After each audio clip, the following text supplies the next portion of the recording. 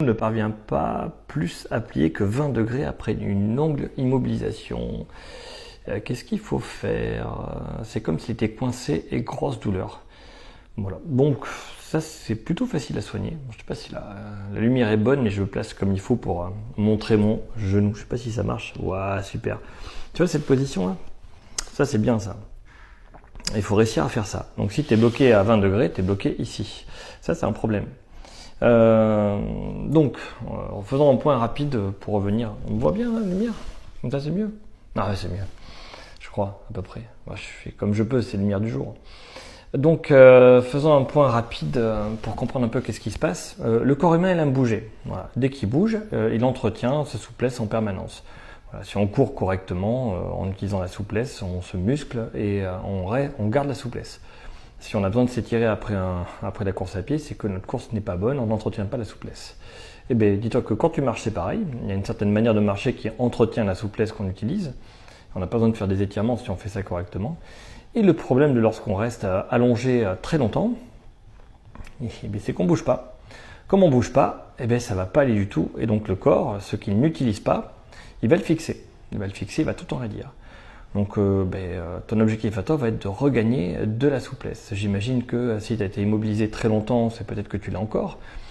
Si tu l'as encore et que tu as très mal au genou et que tu n'arrives pas à plier à plus de 20 degrés, il va falloir trouver un moyen pour plier ça. Donc c'est simple. Pour être capable de plier ton genou, eh bien, il faut le plier. Alors c'est bête, hein, mais c'est pas facile à faire. Donc là, tu vois, là j'ai pas, mais tu peux prendre normalement, tu vois, on tient juste comme ça là. Quand on est vraiment très raide, au début, on s'assoit contre un mur et on va tirer ici en arrière. Hop, on voit mon genou.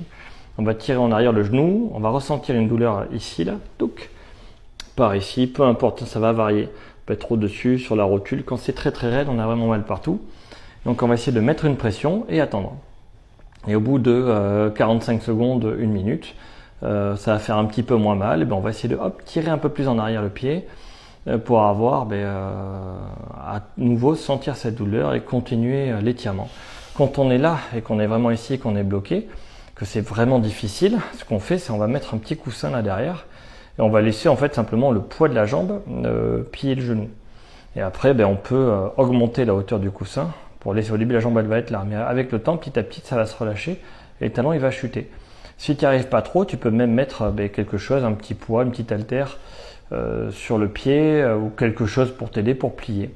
Mais il faut attention, ça va prendre du temps. Si là, je prends un truc, je le mets là-dessus, je mets un petit poids là sur mon pied, quelque chose, et hop.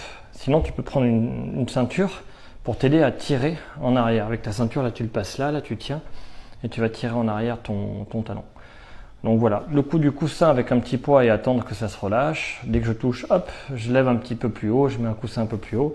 Je peux tirer en arrière avec une corde et où je peux tenir ici avec ma main pour aller vraiment en arrière. Voilà comment on fait ce que moi j'appelle l'exercice du samouraï, mais pour des versions, on va dire, où le genou est vraiment bloqué. Donc n'oublie pas, un genou qui est raide est forcément douloureux. Tout comme n'importe quelle articulation qui ne bouge pas, c'est forcément douloureux. Donc le premier truc pour aller mieux, c'est de l'étirer doucement. Ça peut paraître bizarre, mais tu verras que si tu essaies l'étirement, après tu te sens mieux, plus libre, tu bouges un petit peu mieux. Tu auras moins de gêne et on dirait pas, mais c'est un sacré soulagement. C'était quoi ça, 20 degrés? C'est chiant 20 degrés, ça fait, tu peux rien faire en fait. Donc vraiment, je t'invite à essayer, prends le temps, vas-y tranquille. Et tu vas voir que dès que tu regagnes ne serait-ce que 5 degrés, de suite ça va mieux. Et après tu fais, c'est quoi la suite? Et ce sera pareil, en plus fort, plus longtemps, plus plié, et ainsi de suite.